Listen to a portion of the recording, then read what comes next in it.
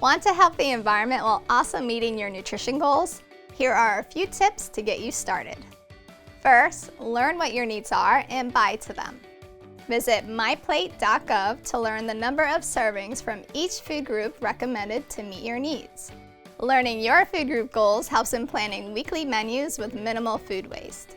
Next, become leftover savvy.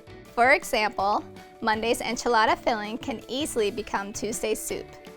Finally, get to know local farmers. Farming organically may benefit the environment, but if an organic product is traveling thousands of miles to your plate, a conventionally grown product closer to home may very well have greater benefit on Mother Nature and your local economy. To learn more, visit bigY.com. Until next time, be well.